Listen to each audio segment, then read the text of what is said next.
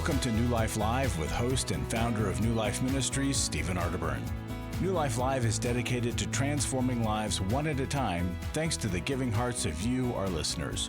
Our goal is to provide you with wisdom from God's Word to give you hope and help in life's hardest places. If you have a question you'd like to ask today, our phone lines are open. Call 1-800-229-3000. That number again is 1-800-229-3000. Now here's Steve. It certainly is, and thank you for joining me and a couple of, they're winners. Let's just say that right off the bat. They are great people, wise winners of the Word, and that is Chris Williams and Dr. Sherry Keffer. Hi there. Hey, it's great to be with you both, as always, and all those listening to us that we love so much. You know, Steve, when you're saying that, we're winners, and we all are, but we have to be on the right side. And in the Great Love chapter, it says, love never fails. Yeah, it true. wins every time. So we are on the side of God's love and God's love for you. That means we all get trophies? Yes. Actually, he gets the trophy, right? We all get to put absolutely. Our crowns at his feet. But yeah, that's a great point. You know, the saying that I have on the wall is, what does it profit a person if he should gain the whole world and lose the last hole? It's from a golf poster, but of course that's from the scripture about what does it profit anyone to gain the whole world and lose his soul. And another version of that is, how sad to go out in life and do a bunch of cool things, but you miss this one thing about love. Yes. You never get the love part, which, it doesn't say that God is loving. It says God is love. And if you don't know about that, then your concept of God, it's a little bit distorted. And of course, there are a lot of people that are living out the godly way in a distorted way. Yeah.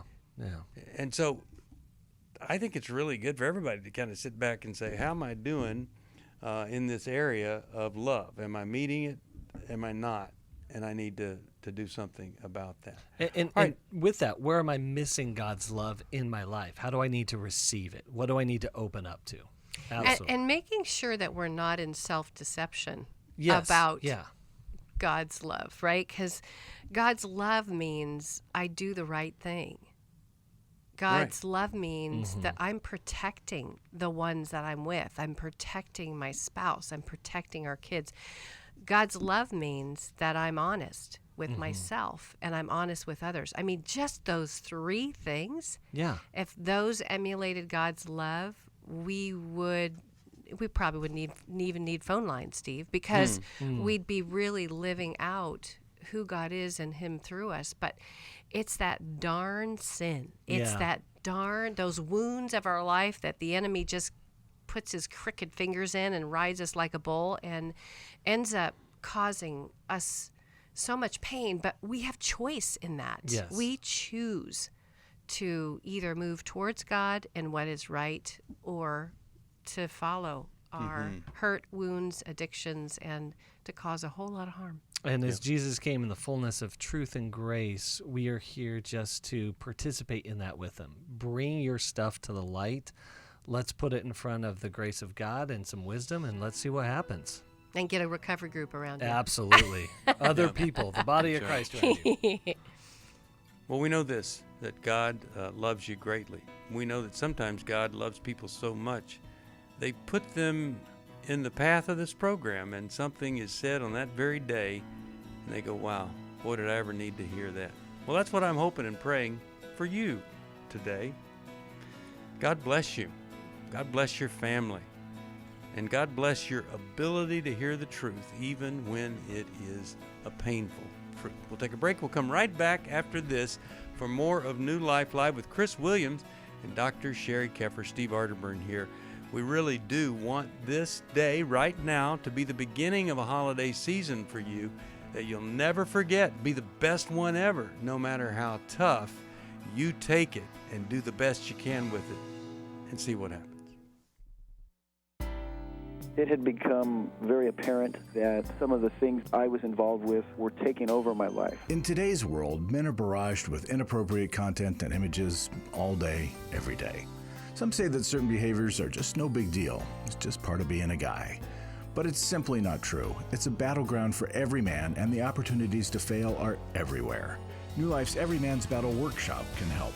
After 7 years, just one weekend, a completely changed man. For over 20 years, New Life Ministries has been helping men regain their integrity and purity through their one-of-a-kind Every Man's Battle Workshop. He said, I think this is something that every man should go to. Married, dating, it was definitely life-changing. Now the workshop is coming to Dallas December 3rd through the 5th. Don't wait for him to call. To find out more, call 1-800-NEW-LIFE or go to newlife.com. 1-800-NEW-LIFE.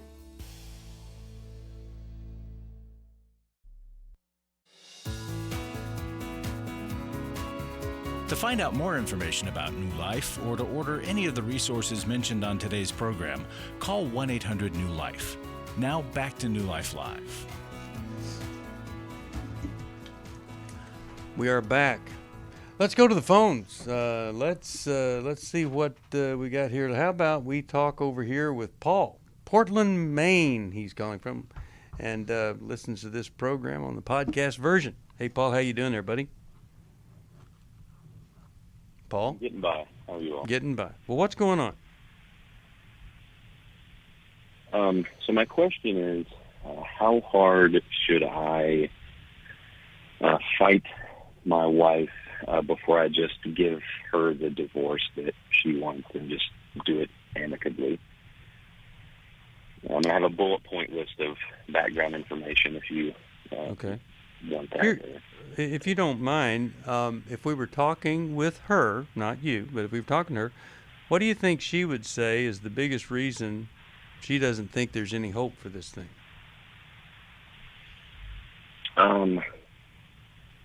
Probably that I just don't love her. Why would she think that? Her main. Why would she think that? Well, so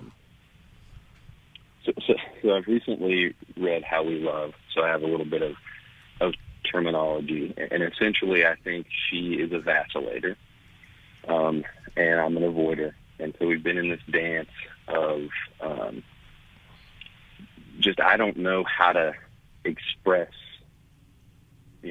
my love for her, and she just needs more, just always needs more, Okay, and so I think that's kind of how and what have you done to fix that part of you?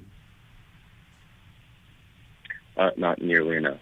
Okay, then the answer it's not time to give up. What's that? Yeah. What'd you say? I said I withdrew.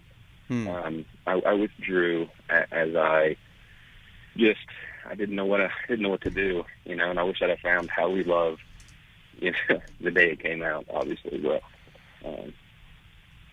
that didn't happen. So. Okay. Well, Sherry, what are you thinking, feeling, sensing here when you hear this? Yeah. Hey, Paul. I love the book How We Love too. And have you ever done anything in 11 years or even before that in your courtship that has made her feel unsafe, that has betrayed her, looked at porn, just, called an old girlfriend? Has there been anything in the way that your avoidant person, right, rules, that part of you, that has set the relationship up for that extra layer?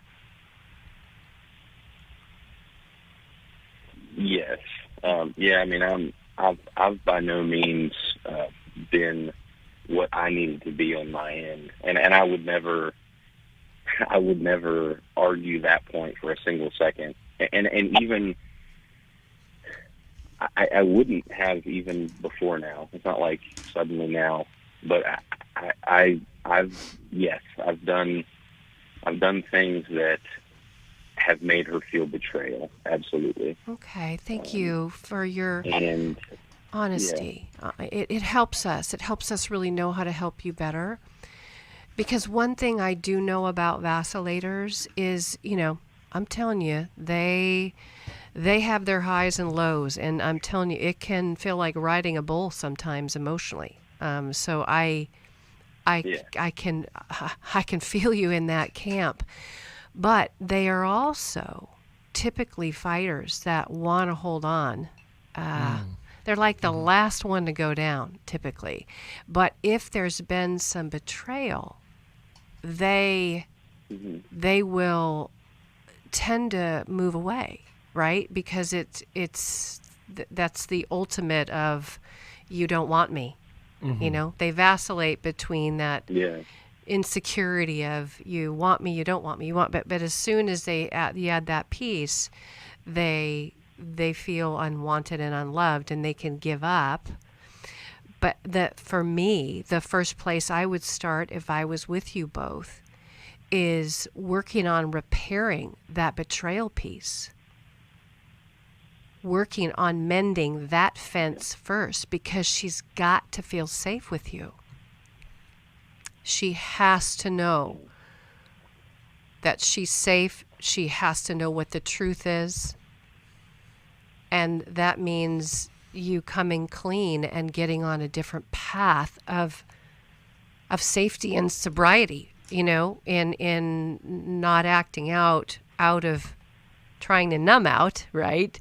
But getting to be that sober guy that we are longing for you to become. We believe you can do it. We know other men that do it. Mm-hmm.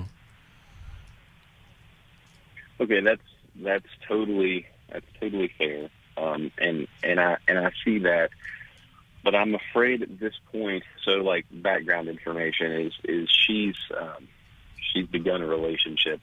We've been separated for about 2.5 months, and she started a relationship with someone else, and I don't know. She just will barely even see me in person, and I don't know how to.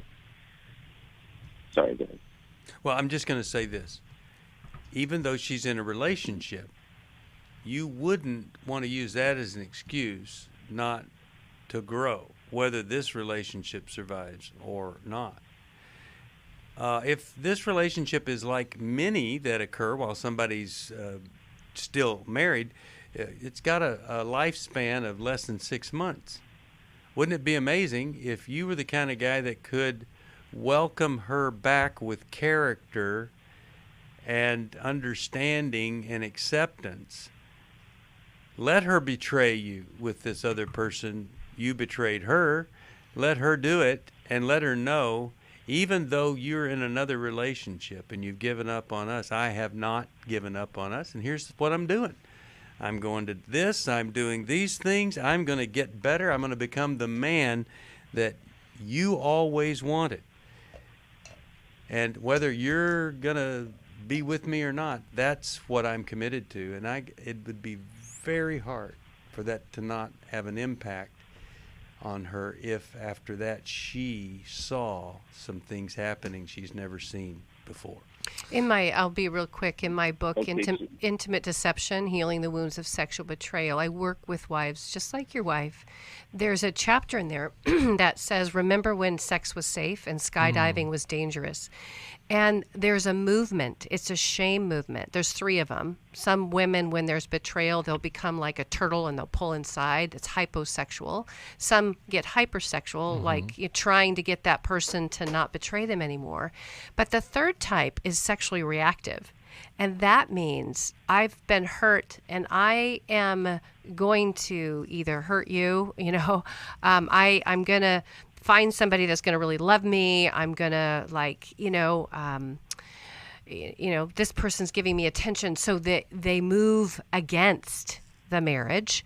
Like Steve said, it's a reaction. That doesn't mean it's a long-term relationship, and it's a perfect time for you to get serious about what you need to do, my friend, to become the guy that Steve was just talking about. Chris, I knew you were going to say something. Yeah, Paul, I just want to invite you, into what this looks like, because as one avoider to another, what we have a hard time showing up for is the difficult emotions of other people. And we have this automatic reaction to retreat.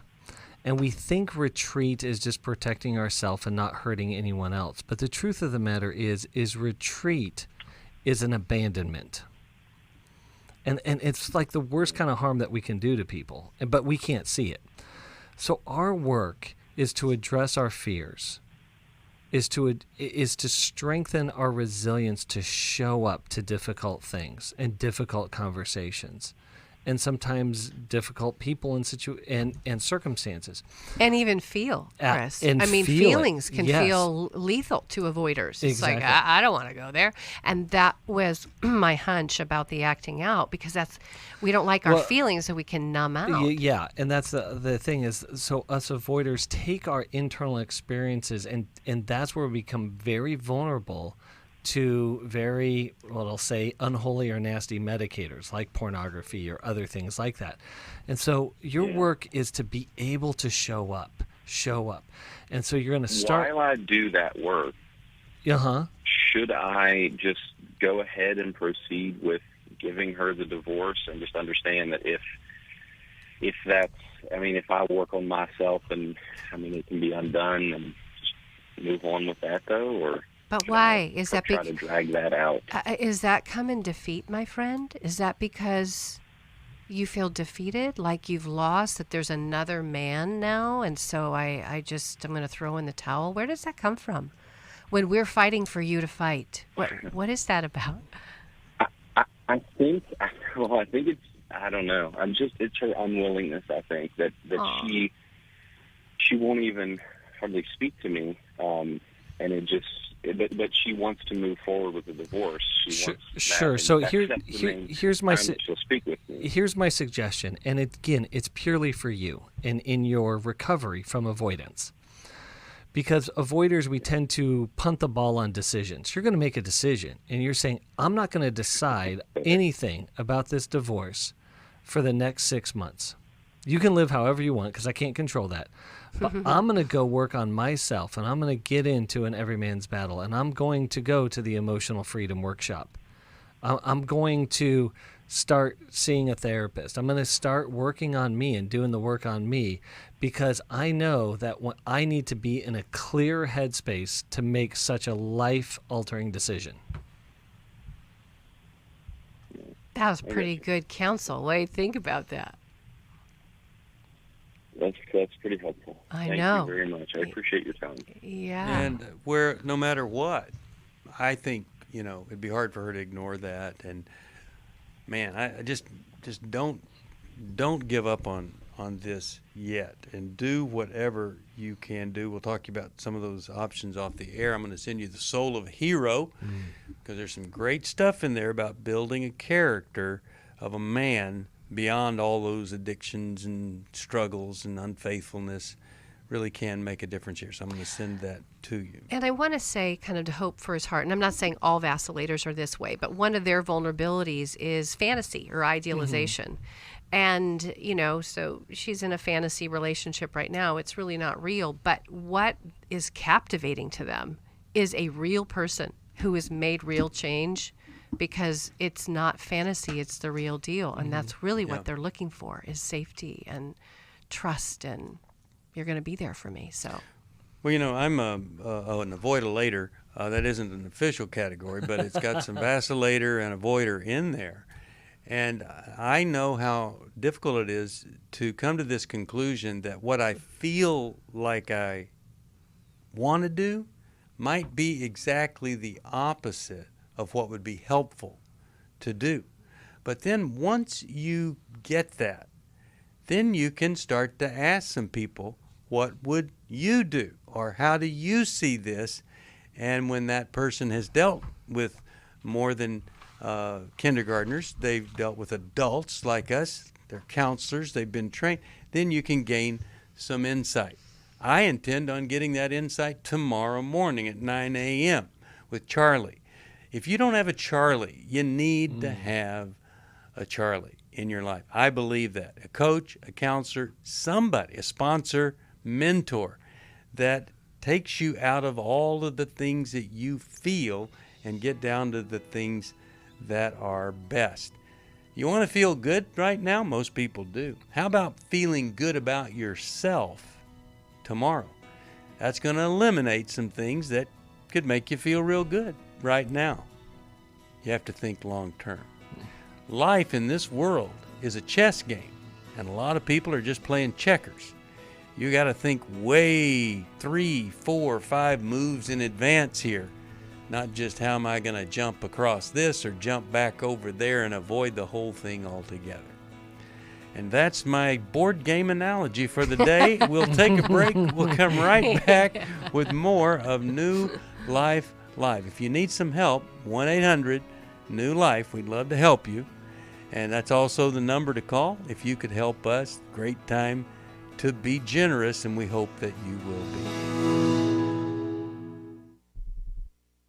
For most of my life, I've been dealing with an opiate addiction. Why is opioid addiction quickly becoming one of our nation's biggest killers? Maybe it's because it isn't only those who are addicted who are in denial. We did what I see so many parents do, is it can't be an addiction. There's something medically wrong. It's impossible to solve a problem when you don't know what you're up against, and families will try to find any explanation except the one that will put them on the right path. Alcoholism and drug addiction is a family disease. It doesn't affect just the individual. If someone you love is abusing painkillers, know what you're up against. It's time to admit it's addiction and seek treatment. Call us today at 1-800-NEW-LIFE. We have Christ-centered partner treatment centers around the country. Call 1-800-639-5433 or visit us online at newlife.com. We just made a decision. We will do whatever it takes. 1-800-NEW-LIFE.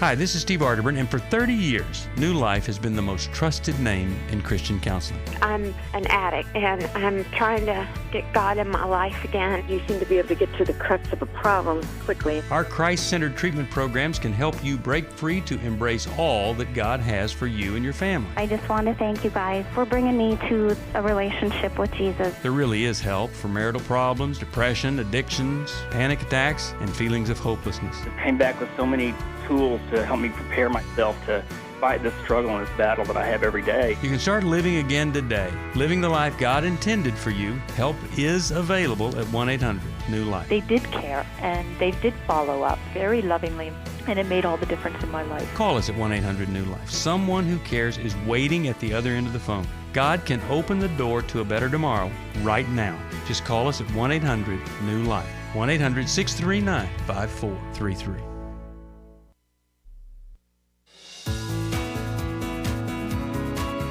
We'd love to hear from you. If you have a question or a comment, call toll-free 1-800-229-3000. Now back to New Life Live. This is Terry McIntosh. I wanted to let you know about 2 special offers that are only available in the month of November. The first is a free download of 5 irrefutable truths that can transform your life. When you embrace these truths, you can expect that things will change. Just visit newlife.com and click on the banner to get your free download. Also, we have free shipping and special pricing on several products. We're making it easy for you to treat yourself or maybe take care of some holiday shopping. Visit newlife.com and click the banner for more details. Now back to New Life Live.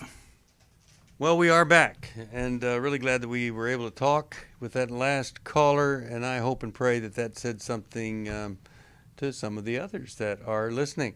Okay, let's. How about we talk with? Let's go to Paul, Portland. No, not Paul. We did Paul. We talked with Paul. Enjoyed talking to Paul there, too. How about Philadelphia, WFIL? Hi there. How are you today? We're talking with Cece. Hi, Cece. Cece. Hi, good afternoon. How are you? Well, that was loud. What was that? Are you on the racetrack? No, I'm actually on my phone, Bluetooth speaker. Okay. Well, tell us how we can help. How can we help you? Yes, my name is Cece, and I listen to the show majority of the time when I'm going to work. And then this has been heavy in my heart, and I've been wanting to hear some wisdom, like on what the Word of God says. and I just decided to call today. But anyway, my question is, I been separated with my husband. This December will make it 6 years. Mm-hmm. And last year we went through a divorce. And I've had other relationships, and I even got engaged 3 months ago. But I just can't seem to go through with everything else, because I just feel like I'm still married to him, because I feel like I'm not honoring, my vow. Well, what was the separation all about? Okay, well, the original separation. When we got married in 2005, 2 months within the marriage, I found out through child support that he had a child, and he never told me about it. Okay, that's crummy. That's a horrible. big deal. Yeah, it's a big deal. Big, yes. So his family knew about it. So what happened from that? So what did that result in? What was next? That was our first separation, in fact. Then a month later, I found out that I was pregnant with my first son. And it was just like overwhelmed, the idea of, going through life in newlywed, newborn baby, alone. And, the pastor got involved. And then, we didn't go through counseling, but they talked us, through it to getting us back together. And he lies a lot, throughout the whole marriage. Like, jail, okay, doing bad stuff. Okay, so has he done anything to become a man of integrity? Did he feel bad even about not telling you about the child? What was his reaction to all this? What's he done? I didn't feel like he was remorseful about it. If anything, he was justifying the whole situation, and like, oh, we weren't together. And I said to him, well, you kept that's a big deal to have a whole, like, we went through City Hall, answering question of, if we have children. You said no, and we went through the marriage with a big lie like this. And so did he just stay at that place? He's never moved off of that? Then later, I guess, when he felt as though like I wasn't coming back with him, then he went through that stage of apologetic whatnot, and we kind of worked, through it, and then decided to move back together. Okay. Cece, what you imagined your marriage to be turned out to be nothing like that, right? Yes. And that was really, really painful. Throughout the whole marriage, that's how I felt. Yes. And so part of that union that God calls us to is intimacy, getting to know each other, getting to know him knowing you. But he began with a huge deception, and he just kind of kept the pattern of deceiving. But one of the things that you feel like you're still married to is, I think you're still married to the idea of making this marriage work, not the actual marriage. So I'm married to, I can't let go, because I never pictured myself as a divorced woman. I can't. Yes, that's so true. I can't accept that reality. So I'm going to stay attached to this idea that this marriage is good and forever. But the reality doesn't. Doesn't reflect that at all. And what the reality requires is to engage in that painful truth that he is who he is who he showed up to be, and that this is a painful reality in your life, and then grieving that process and growing through it. And I want to get in, follow Chris's footsteps, and I want to get in a little deeper, because I wonder, how long were you with your former husband when you were dating? Were you guys having sex? Kind of like I was talking to Paul a little bit before, how sometimes we idealize a relationship. I would worry about that might be happening right now, my dear. Let's do that when we come back from this break. We'll be back after this for New Life Live. My husband's been addicted to porn since he was 10 years old. I found out about 9 months into my marriage that he has a porn addiction. My name is Shelly Martinkus, and I want to personally invite you to the Restore Workshop. If you have been affected by betrayal, it might be that your husband has been looking at pornography, it might be an emotional, a physical affair. I would love for you to come join us. Restore has empowered me and has given me the tools to work through my anger, work through my pain, work through my confusion, and help me realize that I am worthy. Being here and being surrounded by people who get it has given me my power back. Please don't hesitate. Pick up the phone, call 1-800-NEW-LIFE. I would love to see you there. The Restore Workshop is coming to Washington, D.C., November 12th through the 14th. To register or to find out more, call 1-800-NEW-LIFE or go online to newlife.com. Thank you, Restore. You have changed my life forever. I was really living a very anxiety-filled life. I did go to Take Your Life Back. That's why I continue to support the ministry with the hope that not only am I helping my own situation, that I'm helping others as well. You can help New Life Live stay on the air by joining Club New Life today. When you sign up to support us monthly through Club New Life, we'll send you the New Life member thank you gift of the New Life Journal, 100 Days of Peace, 7 Ways to Choose Healing, Growth Has No Boundaries, a Restoration Bible, and a New Life grocery tote to hold it all. Plus, there are ongoing benefits, like access to the Club New Life video library, the monthly Club New Life CD or download, quarterly resources, free shipping on purchased resources, and discounts on workshops. Call 1-800-NEW-LIFE. That's 1-800-639-5433. Support Club New Life, and together we can help hurting people find help and hope in life's hardest places. Call 1-800-639-5433 to join Club New Life today.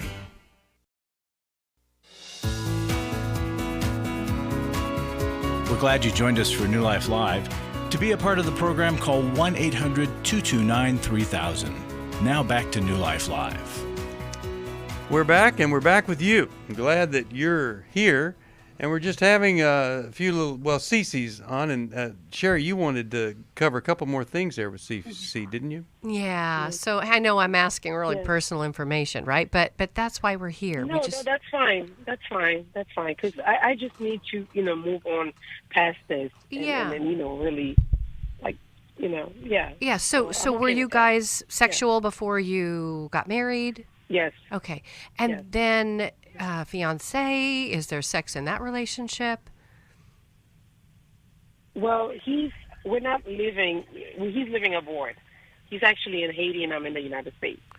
Okay. So that is a little bit to my point. I'm going to just kind of trust a hunch here. One of my thoughts with you is I wonder about if your dad left at an early age or wasn't around emotionally. Okay. Can you tell us a little snippet of... Oh my God. My dad left when I was 4 years old. Oh, and left me, my mom, and my brother in Haiti.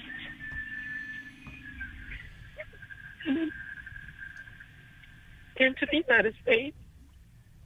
And at the age of 12 and 13, he actually brought us here. And we've been living together here. You and your brother have been living since he was 12 or 13 here in the States. Yes, but he left when I was 4 years old. Okay, sweetheart. My mother was 6 at the time. It was just me and my mom and my brother. I get it. And for better life. Yeah. And sometimes when we're peeling back the layers of the onion, when we look at trauma, when I see like somebody who is merging quickly with sex or whatever and getting into a relationship before they really know that person, y'all had a quick start, right? Your first husband. But there's like a fantasy that somehow your you're still attached to him. Like Chris pointed that out, married to the idea, and I would even say married to the ideal. What happened as soon as we started getting real, you started telling us he lied about a big thing, having a child, and then he lied about other things. And I imagine they were... Even now, when we were separated, within a couple months or a year, he met this lady that was attending our church. We were, going when we were married. So he had an affair when you were separated with somebody at your church. Right. And then now there's a baby involved now. Okay. And he kept it, from me again until the baby was like almost a year old. Even to the children, because we have 2 children, together. Right. So he's got two. He's got 2 baby mamas, and then your kids, right? That's correct. And your original statement was that you still feel married to him, and from what I'm hearing, he has never felt married to you. I guess. Yeah, I mean, Steve's trying to bring a point to hitting a home run here. He's saying he's not been faithful and honest with you throughout your marriage. So what is that part of you that's longing for him? Guess what? That's your daddy wound. Mm-hmm. That's that 4-year-old little girl that lost her most important man, the most important man in her whole life, the man that she thought would stay. So my concern is your fiance that's in Haiti, that you guys don't live together in the area. I'm not saying live together. I mean live in the similar area. No, he's bored. Like he lives in Haiti, and I'm here. I know, but you know what? This is a perfect setup for the detached man. It's another detached fantasy man, girlfriend. I am fighting for your heart right now because you are attaching to men who are unavailable because your daddy wound is keeping you in fear. And it's causing you, because it's not healed yet, to attach in ways to men that are not available, like your dad. I wouldn't even be surprised if your story included that your dad had a child out of wedlock, just because. He did. Okay. He did. Okay. Before he got married to my mom. Oh, there you go, sweet one. He had a son. Yeah. All of the things that Sherry is saying that are true, before you tell us that they're true, should give you the message, this is kind of predictable, and if it's predictable, there's a treatment for it. There's a program I could get on, and I could reverse all of this stuff in my life. It's not a mystery to Sherry. It's not a mystery to the world. I could get better. That's what I'd be holding on to if I were you. Yeah. Well, let me send you, what would be a great book for her on, I'll send you Forgiving Our Fathers and Mothers. I'll send you Intimate Deception. I think both of those will be great books for you. And I just hope and pray that maybe something here could be the beginning of a brand new way of living with some insight. Let's go to Isabel. Washington, D.C. is where she's calling from. Hi, Isabel, and how are you today? Hi, I'm good. Good. Sorry. How could we help? Yeah, I just want to say, first of all, thank you. You guys are amazing. I always listen to you guys, and I got a lot of healing, a lot of insight for myself and to others, and also understanding others just by listening to your podcast. So I just want to say that you guys are a blessing in many ways. And I wish you guys were my neighbors so I can just go over and talk to you guys. But yeah, so I mean, I have a lot of subjects that I would like always to talk, to call into, but one I think I'm just going to make it in a way so to this moment, my emotions are impacting my physical, and so I get, if there's something sad, anything happening, or if I have a fight with my husband, my stomach starts hurting, my whole body starts hurting. Even just the phone calls waiting for you guys right now, my heart was nervous. Like I was waiting, I was working, and my child was sleeping. But just that nervousness in my heart, and I feel like it's just getting worse. And I started, by the way, like Greek counseling, because I realized one of the problems I have is the death of my father. To make it short, he died 16 years ago, and he didn't live long with me. Different country circumstances, so then he committed suicide 16 years ago. So all of that stuff. But what's the question for us? How do I manage my emotion? I want to be steady and stable. So I have 4 little kids. I mean, not one of 10-year-olds, my oldest, and 1-year-old's my youngest. So I don't have the luxury of going through all these emotions. So I want to learn how to balance myself and not, either I get very sad about things, like I cry because things affect me, or I get angry and then of course I'm tired, overwhelmed, and exhausted. I'm just trying to learn how or what I should do. So Isabel, let me jump in. Let me jump in here. Yeah. So first and foremost, that's an all-star question. That is the question that I want us all to be asking. How do I take a hold of myself? How do I manage my own emotion and emotional reactions? But you've said a lot, and your body is saying a lot.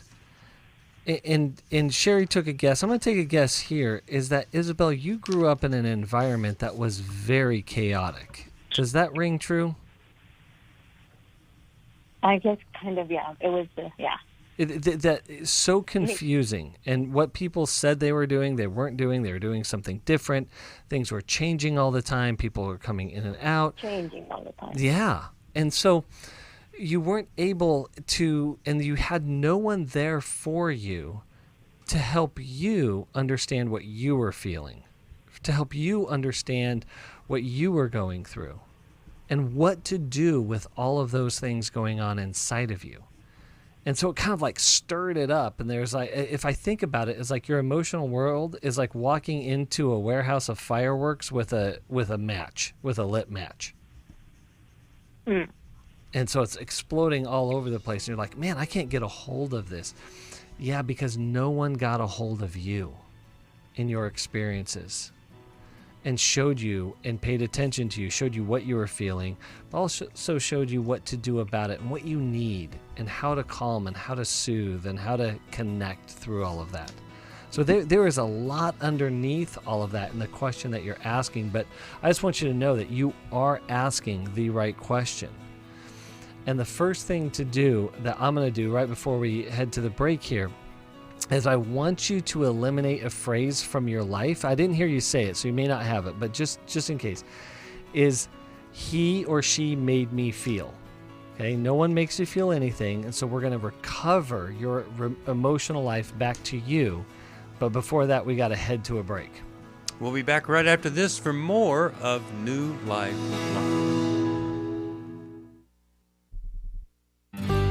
For most of my life, I've been dealing with an opiate addiction. Why is opioid addiction quickly becoming one of our nation's biggest killers?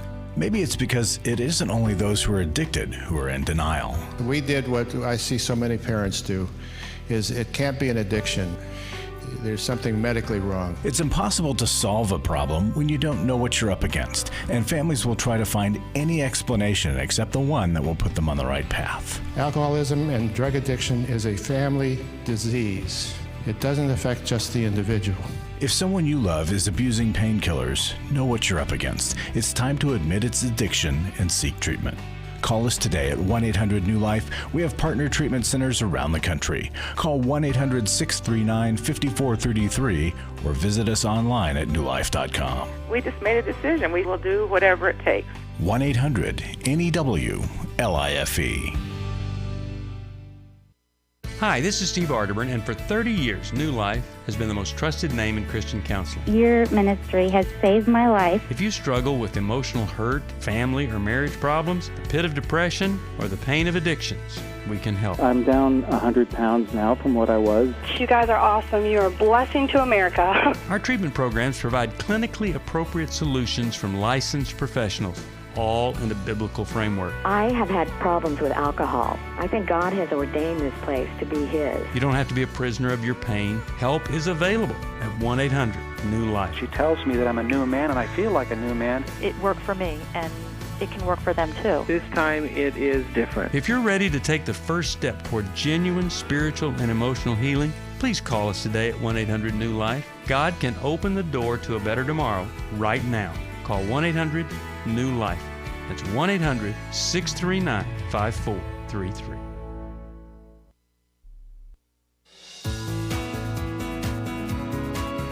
To find out more information about New Life or to order any of the resources mentioned on today's program, call 1-800-NEW-LIFE.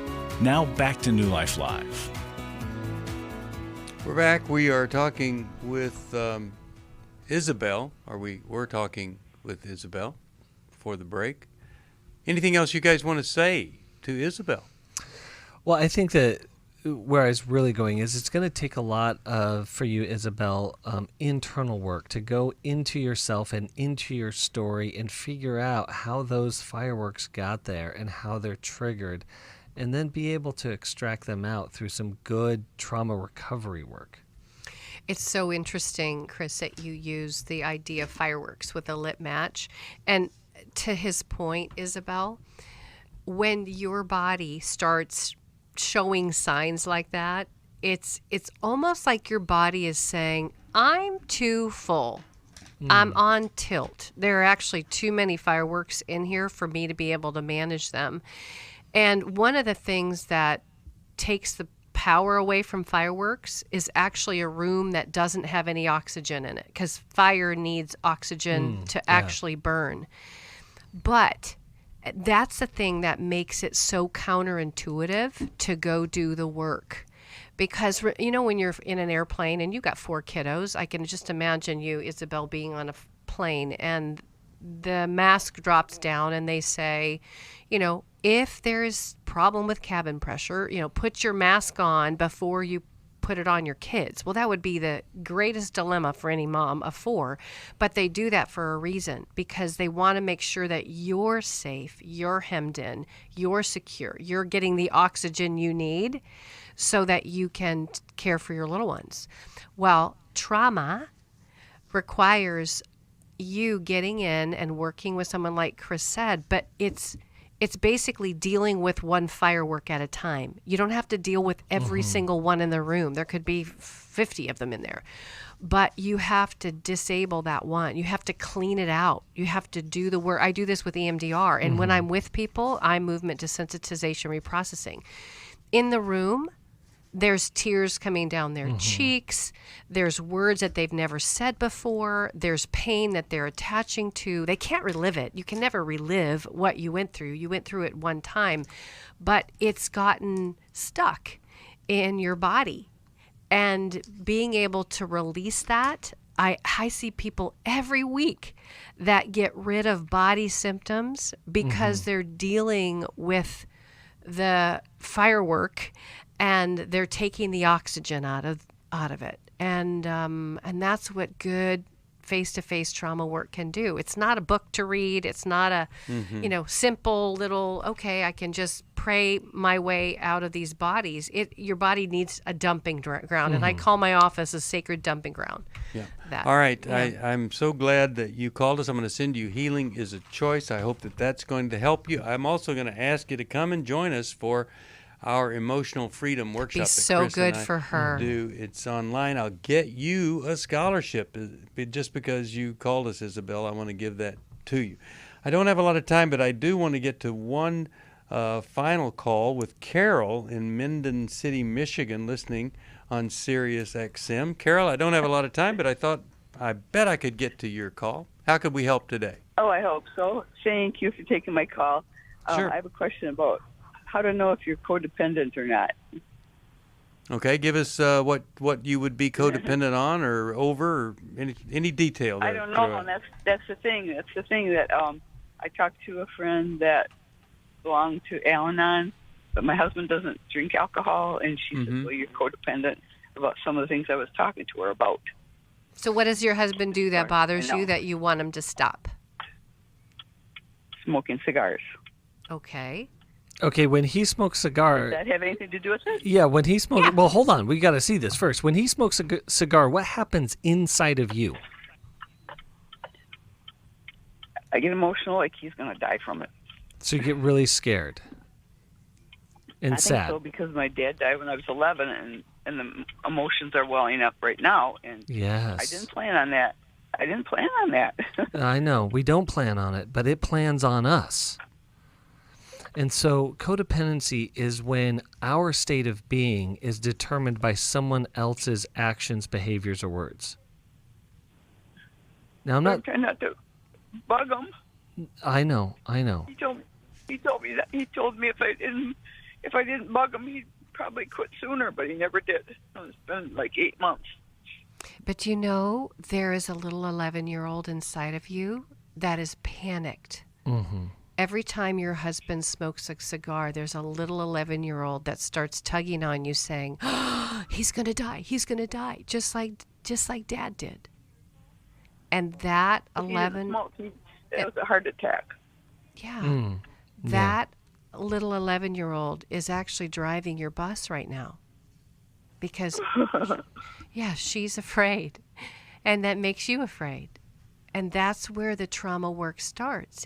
It's having to let that little girl know inside that that happened. Mm-hmm. Can't lie about what happened, but it's over, and you're safe now. You're safe, but she doesn't believe she's safe unless her husband stops smoking cigars, right? Mm-hmm. I can hear that. Yeah. I understand that. Yeah.